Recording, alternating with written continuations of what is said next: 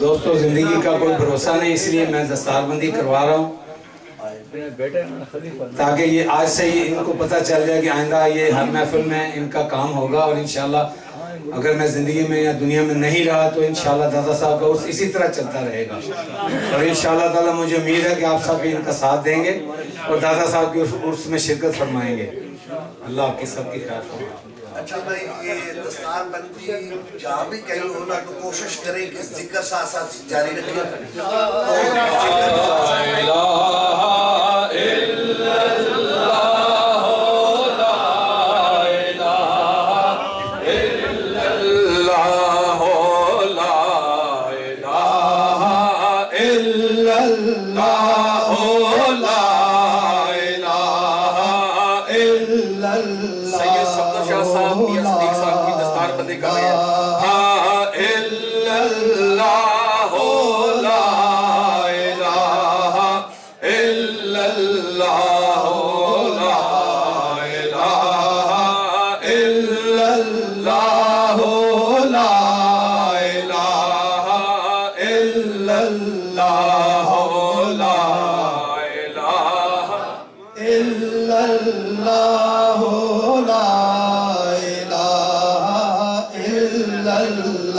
میاں زبیر کی دستار بندی مفتی عبدالمان کمل صاحب کر رہے ہیں۔ اللہ لا الہ الا اللہ۔ میاں غلام احمد صاحب کے بڑے صاحبزادے میاں احمد احمد کی دستار بندی سید صفدر شاہ صاحب کر رہے ہیں۔ لا الہ الا اللہ لا الہ الا اللہ لا۔ شاہد صاحب آپ بھی تشریف لائیں۔ لا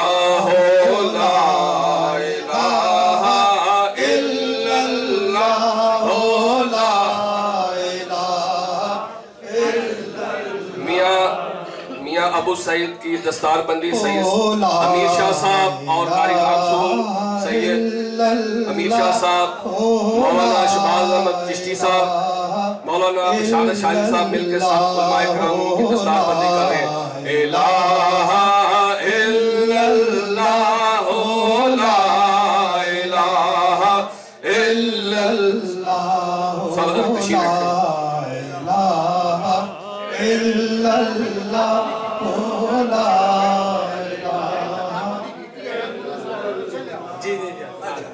اب میں میاں ابو سعید سے درخواست کرتا ہوں کہ وہ دادا صاحب کی شان میں کوئی تھوڑا سا بیان کریں، صرف ان کے پاس 10 منٹ ہیں، بڑی مہربانی۔ ابو سعید کھڑا ہو۔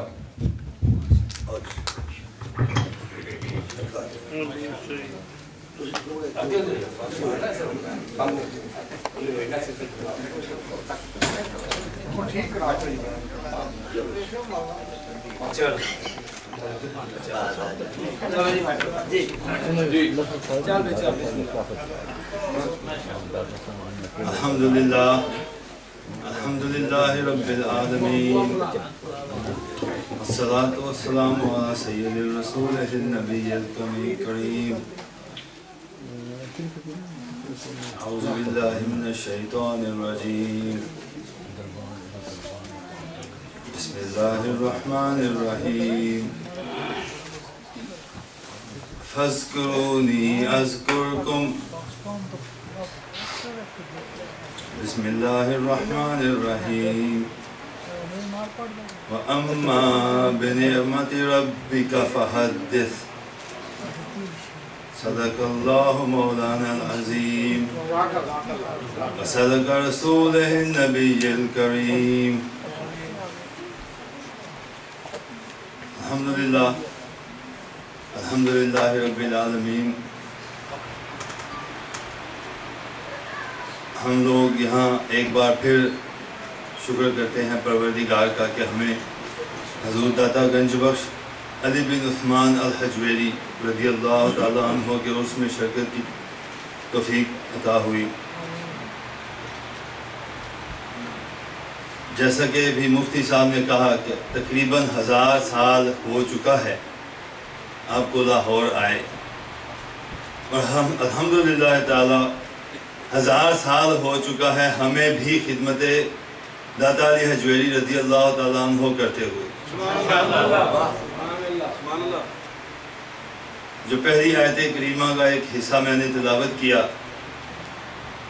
اسی آیت کریمہ کی تفسیر میں جو حدیث پاک ہے وہ قبلہ قاری صاحب نے بیان کی تھی، وہ اسی آیت کریمہ کی طرف ہے کہ جب اللہ سبحانہ و تعالیٰ نے فرمایا فَاذْكُرُونِي أَذْكُرْكُمْ، تم میرا ذکر کرو میں تمہارا چرچا کروں گا، تو وہ چرچا یہی آیت حدیث پاک سے ثابت ہوتا ہے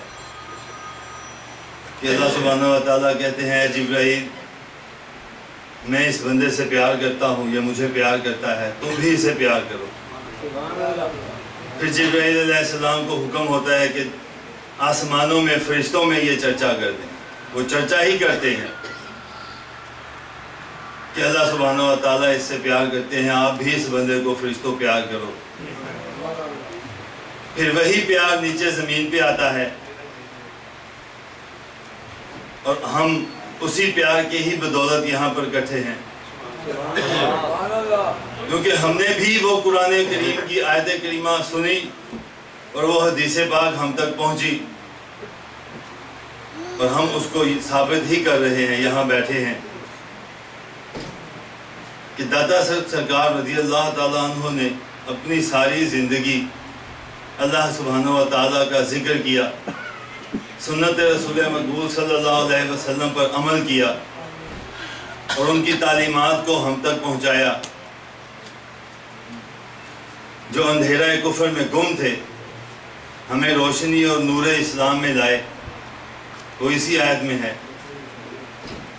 اور ہم لوگ اسپیشلی ہمارا خاندان جو پچھلے 1000 سال سے حضور داتا صاحب رضی اللہ تعالیٰ عنہ کی خدمت کر رہے ہیں، اور آج آپ سب بھی اس میں شمار ہیں، جو کہ میں نے دوسری آیت کریمہ کا حصہ تلاوت کیا، وَأَمَّا بِنِعْمَتِ رَبِّكَ فَحَدِّثْ، کہ جب اللہ کی کوئی نعمت ملے تو اس کا شکر ادا کرو، اس کا بھی چرچا کرو۔ ہم لوگ اسی نعمت کا چرچا کر رہے ہیں یہاں پر، جو نعمت ایمان ہمیں حضور داتا گنج بخش رضی اللہ تعالیٰ عنہ نے دی۔ یہاں پہ میں ایک اور بات ایمفسائز کرنا چاہتا ہوں کہ جیسا کہ ابھی انہوں نے بتایا کہ یہ گجر ہیں، تو ابتدا اور ہمارے بڑوں کی ملاقات ہی حضور داتا گنج بخش رضی اللہ تعالیٰ عنہ سے انہی کی بدولت ہوئی۔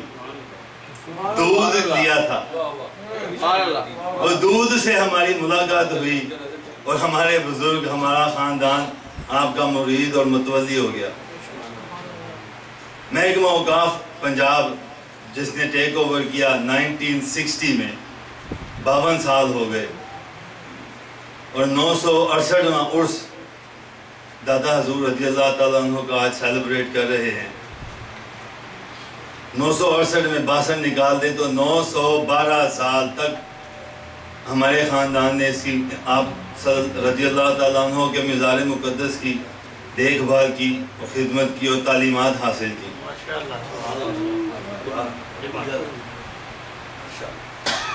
اور اوقاف بننے کے بعد یہ نہیں کہ ہم نے کہا کہ ٹھیک ہے ابھی اب اوقاف آ گیا تو وہی سنبھال لے۔ یہ ہم یہاں پر زندہ مثال ہیں اس بات کی کہ یہاں پر بھی اور وہاں پر بھی ہمارا خاندان آج بھی بنفس نفیس عرس مبارک میں شریک ہیں۔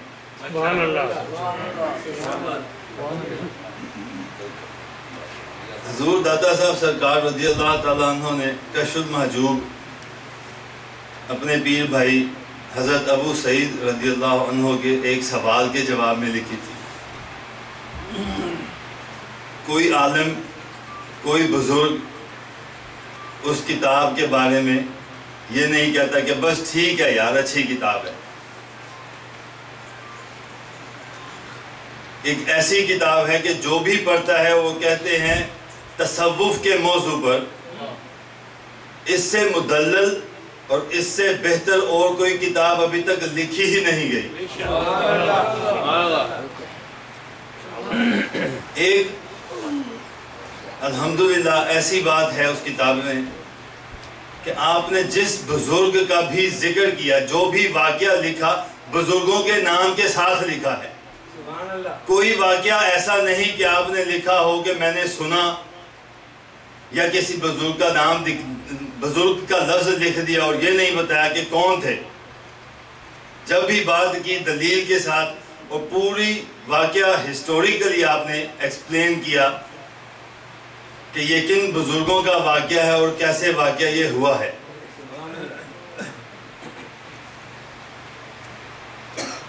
آپ نے اس کتاب میں اپنے مرشد کا رضی اللہ تعالیٰ عنہ کا، حضرت ابو الفضل القتلی رضی اللہ تعالیٰ عنہ کا جہاں پر ذکر کیا، 3 کرامات ان کی بیان فرمائی. اس کے علاوہ کتاب میں مختلف مقامات پر آپ نے ان کی اور بھی حکایات بیان کی جو ان سے سنی تھی، لیکن اپنی پرسنل جو آپ نے بیان کی، جو میں نے ان کے ساتھ میرے واقعات ہیں، وہ صرف 3 لکھے. پہلا آپ نے لکھا کہ مرشد نے مجھے کہا کہ زندگی ایک دن کی ہے اور میں روزے سے ہوں، کہ میں نے دنیا کی حقیقت اور برائیوں کو جان لیا اور دیکھ لیا.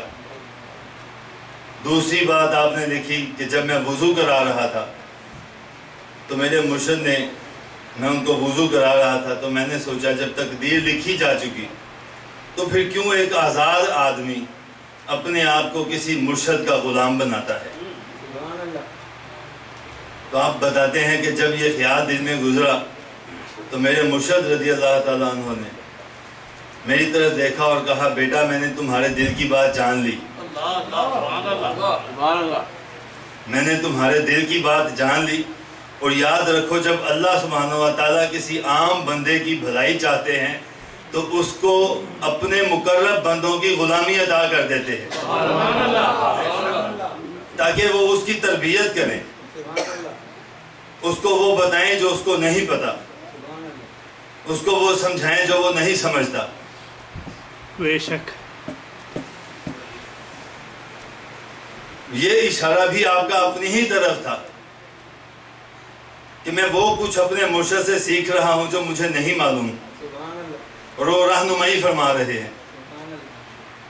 اور تیسری بات آخری جو آپ نے اپنے مرشد کی اس میں لکھی وہ یہ تھی کہ جب ان کا آخری وقت آیا دنیا سے پردہ فرمانے کا تو وادی جن میں آپ لکھتے ہیں میری گود میں میرے مرشد کا سر تھا اور ایک دوست کے بچھڑنے کے غم میں میں بھی اداس تھا.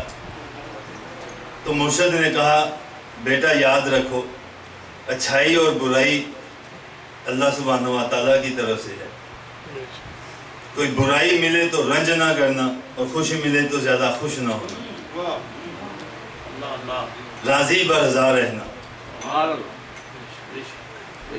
اور آپ دادا صاحب سرکار کا شد محجوب میں لکھتے ہیں کہ میں علی بن عثمان الحجویری اللہ کی مرضی اور رضا پر راضی ہوں.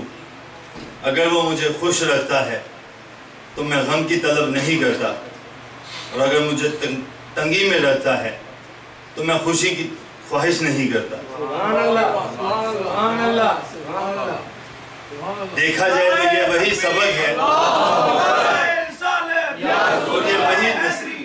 اور یہ وہی نصیحت ہے جو آپ کے مرشد نے آپ کو دنیا سے پردہ فرماتے وقت کی، جو انہوں نے اپنے ذمہ باندھ لی اور اپنے دل میں رکھ لی اور اپنے ذہن میں یاد کر رکھی ہمیشہ کہ ہر وقت راضی برضا رہے. جس طرح وقت گزرا آپ نے اس کو اختیار کیا. حضور داتا گنج بخش رحمۃ اللہ علیہ کے لاہور آنے کے تقریباً 100-150 سال کے بعد، پونے 200 سال کے بعد خواجہ اجمیر رضی اللہ تعالیٰ عنہ لاہور آئے تھے. تو وہاں سے اس وقت انہوں نے وہاں جو چلہ کیا اور جو فیض پایا وہ آج ساری دنیا کو پتا ہے، اور ان سے بھی زیادہ دور اور فاصلے پر چلا کیا حضرت بابا فرید الدین گنج شکر رحمۃ اللہ علیہ نے۔ تو کسی نے ان سے آپ کا راستہ ہوتا تو تقریباً 1 کلومیٹر کے فاصلے سے تھے، کوہنیوں اور گھٹنوں کے بل آتے۔ کسی نے پوچھا حضرت اتنی مشقت کیوں؟ فرماتے ہیں جس کو جتنی طلب ہوتی ہے اتنی محنت زیادہ کرتا ہے۔ تو حسب حال جتنی ہم محبت کرتے ہیں، جتنا ہم آپ سے پیار کرتے ہیں، سرکار اتنا ہی ہمیں عطا کرتے ہیں، اتنا ہی کرم فرماتے ہیں۔ اور الحمدللہ کہ آج ہم سب لوگ اسی محبت اور اسی الفت میں یہاں بیٹھے ہیں۔ دعا ہے کہ اللہ سبحانہ و تعالی ہماری بارگاہ گنج بخش فیض اعظم رضی اللہ عنہ میں حاضری کو قبول فرمائیں اور ہمیں ان کے اسوہ حسنہ پر چلنے کی توفیق عطا فرمائیں۔